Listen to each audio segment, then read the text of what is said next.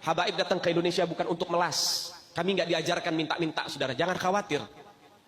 Habaib datang ke Indonesia bukan untuk meraup daripada harta, enggak. Kami tidak mencari jabatan, enggak. Kenapa? Itu bukan didikan dari keluarga kami. Didikan keluarga kami, lihat bagaimana Al-Habib Salim bin Ahmad bin Jindan, saya punya kakek, keluar masuk penjara. Kenapa bisa keluar masuk penjara? Membakar semangat perjuangan masyarakat Indonesia untuk merebut kemerdekaan, saudara.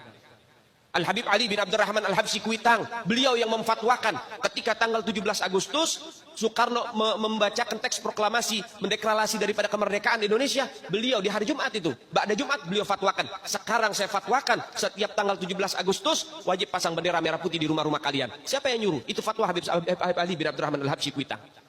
Bendera merah putih, siapa yang memberikan instruksi kepada Bung Karno untuk membuat bendera merah putih sebagai bendera Indonesia? Itu adalah fatwa Al-Habib Idrus bin Salim Al-Jufri Palu Al-Khairat. Lambang negara Garuda, siapa yang buat? Al-Habib Asy-Syarif Hamid Al-Gadri dari Pontianak, keluarga baginda Nabi Muhammad. Lagu 17 Agustus, Pramuka, lagu syukur, siapa yang buat? Al-Habib Husain Al-Mutahhar dari Semarang, dzurriyyat baginda Nabi Muhammad. Jadi Anda jangan berpikir, ini habaib di Indonesia jasanya apa? Banyak, itu yang baru kecatat.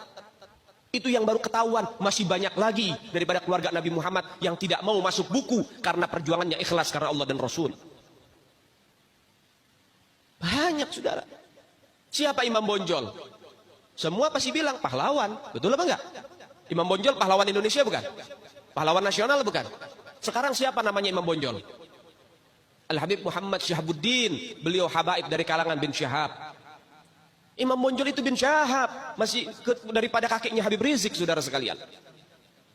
Itu keluarga daripada Nabi Muhammad, keturunan Sayyiduna Muhammad.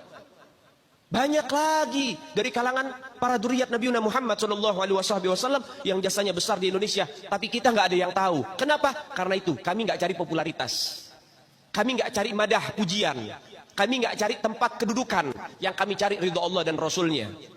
Sehingga hal ini perlu diungkap, saudara sekalian.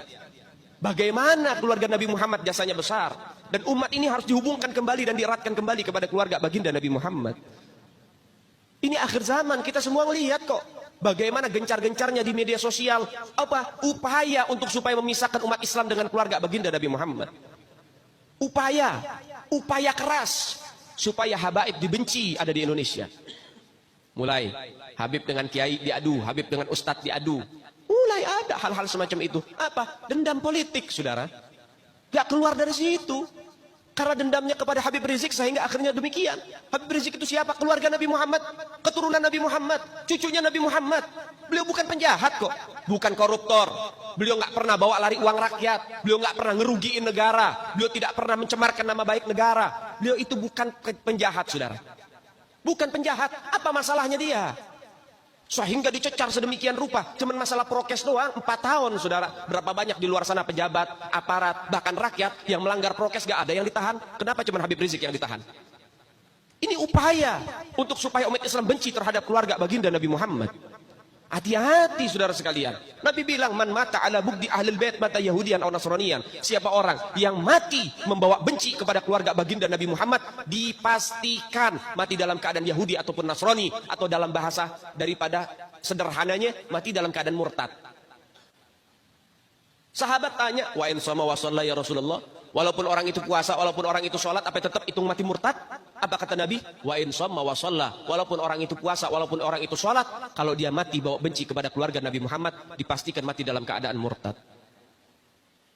Ini Nabi yang punya mau, bukan kita habaib. Dan seharusnya yang membahas masalah fadailul ahlul bait, keutamaan para habaib, bukan dari mulut saya, bukan dari mulut Habib Khalid, wala Habib yang lain, bukan. Tapi murid daripada mulut para guru-guru kita. Mereka yang lebih punya kewajiban untuk membahas masalah ini ke umat, saudara. Kenapa? Supaya tidak ada fitnah. Kalau saya yang bicara begini, akan ada pertanyaan. Itu maunya Habib. Itu maunya dia. Itu mah dalil buat-buatan dia. Terserah Anda.